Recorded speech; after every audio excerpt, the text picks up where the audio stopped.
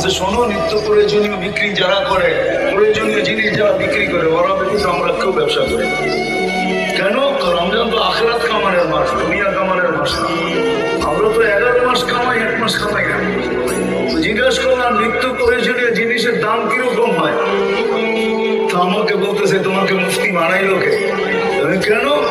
নিত্য প্রয়োজনীয় জিনিস আমাদের দেশে আমরা গরিব হতে পারি, যারা বিক্রি করে 1 মাস কোনো মুনাফা। আমি বললাম কেন? কেন তুমি হাদিসে পড়ো না, মুআসার সহানুভূতির মাস, আমরা গরিব। আল্লাহ ওয়াদা করছে যে সহানুভূতি দেখাবে রমজানে কর্মচারীর সাথে, মানুষের সাথে, আমার বান্দাদের সাথে, তার জন্য জান্নাত লেখা দিবে। বলছে আমাদের কোন ব্যবসায়ী যেই দামে কিনা, কস্টিং যতটুকু অতটুকু দাম নেয়, কোনো নিত্য প্রয়োজনীয় 1 পয়সা লাভ নেই। আমি বললাম যারা কিনে, তো বলতেছে একটা হাসির ব্যাপার আছে, রহস্যের ব্যাপার আছে। বললাম সেটা কি? যারা কিনতে যায় ওরা দোকানদারকে বলে তুমি তো জান্নাত কামায় আনিলা, আমাকে জান্নাত কামানোর সুযোগ দিবে না? তুমি যখন আমার সাথে সহানুভূতি দেখাইলা, তুমি 1 পয়সা লাভ নিলা না, তো আমি এই টাকাটা তোমাকে হাদিয়া দিয়ে সহানুভূতি দেখাইলাম, আমিও জান্নাত পেতে চাই। বলেন লাভ বেশি পায় না কম পায়? হায় আমার জাতি যদি বুঝতো, আমি যদি মিডিয়ার মাধ্যমে জাতির খানে এটা পৌঁছাইতে পারতাম, সবাই যদি রমজানে অভ্যস্ত হইত এরকম, 1 মাস যদি আল্লাহকে দিয়ে দিত, প্রস্তুতি হয়ে যেত। 1 মাস তো 70 মাস, বৎসর হয় 12 মাসে। তাও যদি না করতো, শেষ 10 দিন যদি আমার পুরা জাতি লাইলাতুল কদরকে ধরার জন্য উৎপাইতা থাকতো, শেষ 10 দিনে লাইলাতুল কদর হবেই হবে, উৎপাইতা থাকতো, তাইলেও তো মারা যাওয়ার পরে আল্লাহকে বলতে পারতো, যদি জিজ্ঞাসা করে 80 বছরের বুড়াকে কতদিন ছিল, 80 বছর, হিসাব রাখেন 1 রাতের দিয়ে। আল্লাহ যদি জেলে 1 রাত্র, কেন 1 রাত্রে তো 83 বছর 4 মাস ছিলাম, 80 থেকে 80 বাদ দেন, এটা কিছু নাই দিলেন, তারপরে তো 3 বছর 4 মাসের পাওনা আসি আপনার কাছে, ওটা দেন, একটু দিয়ে আমার চলবে। আর সেটা যুক্তি তো ছিল, কি প্রস্তুতি বেশি কিন্তু আল্লাহ চায় না। আসেন অসংখ্য দাঁড়িয়ে দুনিয়ায় খার কি প্রস্তুত কে কতটুকু? নারী প্রস্তুত না পুরুষ প্রস্তুত? যুবক প্রস্তুত না বৃদ্ধ প্রস্তুত? যে প্রস্তুতি নিবে কসম খোদা, কোরআনের কথাই সত্য হবে। সালাম কওলাম মির রব্বির রহিম, রব্বে রহিম সালাম দিবে, এতে কোনো সন্দেহ নাই। ফেরেশতারা গার্ড অফ অনার দিবে। আসিকাল্লাযীনা তাকাউ রাব্বাহুম ইলাল জান্নাতি যুমারা হাত্তা ইযা জাউহা ফাতিহাত আবওয়াবুহা ওয়া ক্বালা লাহুম খাযানাতুহা আসসালাম। ফেরেশতারা সালাম দিয়ে জান্নাতের গেট পর্যন্ত পৌঁছাবে। শুধু এখানেই শেষ না, কোরআন বলে ইন্নাল্লাযীনা ক্বালু রাব্বুনা আল্লাহ সুম্মা ইসতাকামু তাতানাজ্জালু আলাইহিমুল মালায়েকা আল্লা তাখাফু ওয়া লা তাহজানু ওয়া আবশিরু বিল জান্নাতিল্লাতী কুনতুম তুআদুন।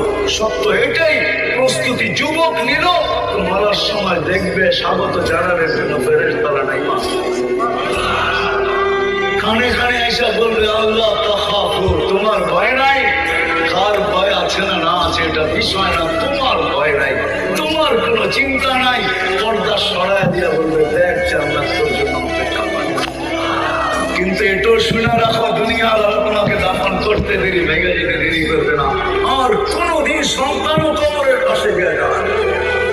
কয়জন আছে আমরা বাবার কবরের পাশে গিয়ে যায়? বৎসরে 1 বার, মাসে 1 বার, হয় কেউ দাঁড়াবে না। ফেরেশতারা বলবে নাহনু আউলিয়াউকুম ফিল হায়াতিদ দুনিয়া। দুনিয়ার মানুষগুলোর স্বভাব এটাই, ওরা নিমক হারাম হতে পারে, ওরা অকৃতজ্ঞ হতে পারে, এটা ওদেরই স্বভাব।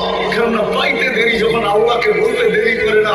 তুমি তো একটা বাড়িয়ে দিয়ে যেতেছো, তোমাকে কি স্মরণ করবে? তুমি তো সামান্য ব্যাংক ব্যালেন্স দিয়ে যেতেছো, তোমাকে কি স্মরণ করবে? কিন্তু শুনে রাখো, আমরা তোমার সঙ্গে দুনিয়াতেও ছিলাম, আখিরাতেও দেখা হবে না। কে কত গরিব, দুনিয়ায় কিচ্ছু নাই, এটা দেখা হবে না। এই জন্য আসেন, আল্লাহর দাবি বেশি না, আল্লাহর দাবি বেশি না। কোরআন এটাই বোঝায়। আল্লাহ বলে আমাকে রাজি করে আসো, আর কিচ্ছু, শুধু আমাকে রাজি করো। সময় লম্বা হয়ে যাবে, এলে আল্লাহকে রাজি করা কোনো কঠিন না, সহজ। আল্লাহকে রাজি করা তো অনেক সহজ, অনেক সহজ, অনেক সহজ, অনেক সহজ। যদি সত্য হয়ে থাকে। ইব্রাহিম আলাইহিস সালাম মেহমান নিয়ে আসছেন, দুপুরে খাওয়াবে, উনি মেহমান ছাড়া খাইতেন না। তো সাথে নিয়ে বসছেন, জিজ্ঞেস করছে তোমার পরিচয়, তো বলে আমি সূর্যের পূজারী বা অগ্নির পূজারী। ইব্রাহিম আলাইহিস সালামের দিলে লাগছে আমার আল্লাহকে চিনে না, কি করে খাওয়াই, এত করি কি করে একে খাওয়াই। কয়েক কদম বাহিরে গেছে, আল্লাহ আওয়াজ দিয়ে বলছে খলিল 250 বছর 3 বেলা খাওয়াই, সকালের নাস্তা, দুপুরের খাওয়া, রাতের খাওয়া, কমসে কম তো 3 বেলা নেই, 1 বেলা খাওয়াইলেন না, উঠে দিলেন। বড় দিলে লেগে গেছে, পিছনে ছুটছে, চল খাইতে চল, এত নির্লজ্জ না, উঠায় দিলে আবার প্লেটে ফিরে যাবো, এত নির্লজ্জ না। আবার বলতেছে শোনো, আমি জানি তুমি আমার পিছে বাঘার ব্যক্তি না, তুমি আমার পিছে ছুটে আসবে, তুমি এই ব্যক্তি না, এটাও আমার মন বলে, কিন্তু বলো মধ্যখানে ঘটছে কি। ইব্রাহিম আলাইহিস সালাম চোখের পানি ছেড়ে দিয়ে বলতে, হায় হায়, সত্য বলছিস, আমিও তোর পিছে দৌড়ানোর ব্যক্তি না, আর আমিও জানি তুই আত্মমর্যাদাশীল লোক, তুই আমার প্লেটে আবার ফিরে যাওয়ার লোক না, কিন্তু তোর মালিক ডাক দিয়া বলছে 250 বছর 3 বেলা খাওয়াই, 1 বেলা খাওয়াইলেন না, বলছে সেই মালিককে বলছে প্লেটে ফিরবো, আগে হাত বাড়াও, ওই মালিকের বয়ানই তার সত্য এটি, সত্য এটি রেলি হাদিসে কুদসি কোনোদিন সত্য হতো না। আমার না দামি তালাকটাই আল্লাহ বলে ডাক দিতে দেরি, আমি হাত ছানি দিয়ে বুকে জড়াই নিতে, যে আমাকে ডাক দেব, যখন ডাক দেব। এই জন্য আল্লাহ বেশি কিছু চায় না, আল্লাহকে রাজি। যদি আপনি প্রশ্ন তোলেন যে আল্লাহকে রাজি করবো কিভাবে, আল্লাহকে তো চোখেই দেখা যায় না, বলা তো খালি তো জনুন ধ্যান ধারণায় আনা যায় না, কানের কথা তো শোনাই যায় না, বর্ণনা দিয়ে শেষ করা যায় না। কতটুকু আল্লাহর বর্ণনা দিবেন, আল্লাহর বর্ণনা কি দিয়ে শেষ করতে পারবে। আল্লাহ তো আল্লাহ, আল্লাহ তো ঠিক না, আল্লাহ তো আল্লাহ, কে বর্ণনা দিবে। দুনিয়ার সামান্য পদস্থ মানুষই ধরা ছোঁয়ার বাইরে চলে যায়, পথ পাইতে দেরি, হাওয়ায় উঠতে দেরি করে না। আল্লাহ তো আল্লাহ, আল্লাহ বলে সহজ করে দিলাম, সহজ। আল্লাহকে রাজি কি করে করবো, তো আল্লাহ কোরআনে বুঝে গেছেন, আপনি রাসূল, আমার বন্ধুকে রাজি করলে আমি রাজি, আমার বন্ধুকে রাজি করো। আল্লাহ রসুল রাজি, আল্লাহ রাজি, কসম খোদা সত্য এটি। আল্লাহ রসুল যার পক্ষে, আল্লাহ তার পক্ষে। আমরা তো রসুলকে চিনি, আল্লাহ রসুলকে রাজি করা অনেক সহজ। যে সারা জীবন উম্মতের জন্য চোখের পানি পড়ায় গেছে, লানত আমাদের জিন্দেগির উপরে উম্মত রসুল চিনল, নবী চিনল না, তার আদর্শ চিনল না, একজনও পাওয়া যাবে না। আমি তো যুবকদেরকে বেশি বলি, এদের পায়ে হাত রেখে বলি, এখানে এক যুবক নেই যে যতদিন চুল কাটছে সে মনে যায় বলছে একদিনের জন্য হইলো, একবারের জন্য হইলো চুল আজকে আমার ইচ্ছায় কাটবে, আমার ইচ্ছা মতো কাটা হবে না, তোমার ইচ্ছা মতো কাটা হবে না, তোমার সেলুনের ডিজাইন মতো কাটা হবে না, আজকে আমার চুল আমার নবীর স্টাইলে কাটা হবে। এক যুবক যদি বলতো, জীবনে যদি একবার কেটে বলতো, এটা যদি নিজের কাছে রাখতো, আমাদের জীবনে যদি কোনো নবীর সুন্নত সঙ্গী হইতো, যে আমি কোনো সুন্নত পালন করতে পারি না, একটা সবসময় মজবুত হিসাবে, এমন কোনো সুন্নত তো নাই, বরং নবীর সুন্নতই সবচেয়ে বেশি দীক্ষিত, ঘৃণিত, অবহেলিত, লাঞ্ছিত। হায় হায় আফসোস, যে নবী সারা জীবন 23টা বছর আমাদের জন্য চোখের পানি ঝরাইতে ঝরাইতে গেছে, কোনো মুহূর্ত নাই যে মুহূর্ত উম্মতের জন্য চোখের পানি না হয়েছে, সমস্ত কিছু উম্মতের পক্ষে না নিছে, সুযোগ যেটাই আসছে উম্মতের জন্য কাজে লাগাইছে। একটাই দেখাইতেছি, কোরআনে আছে সবহার ভিতরে সাফা ইউতিকা রাব্বুকা ফাতারদা, আল্লাহ বলছে বন্ধু আপনাকে রাজি করব। ওই মুহূর্তে হাত উঠায় বলছেন লান আরদা হাত্তা ইয়াকুনা ওয়াহিদ মিন উম্মতি ফিন্নার, আমার একজন উম্মত জাহান্নামে থাকা পর্যন্ত আমি আপনার উপরে রাজি। মানুষ চেয়ার পাওয়ার জন্য জান দিতে রাজি, নিতে রাজি, কি সত্য না? চাই সেই চেয়ার ছোট পদের মেম্বারই হোক, চেয়ারম্যানই হোক, উপরের গুলা তো বাদেই দিলাম। আল্লাহ রসুলকে আল্লাহ মাকামে মাহমুদ দিয়েছেন, কোরআন বলে ফাতাহাজ্জাত বিহি নাফিলাতান লাক আসা আইয়াব আসাকা রাব্বুকা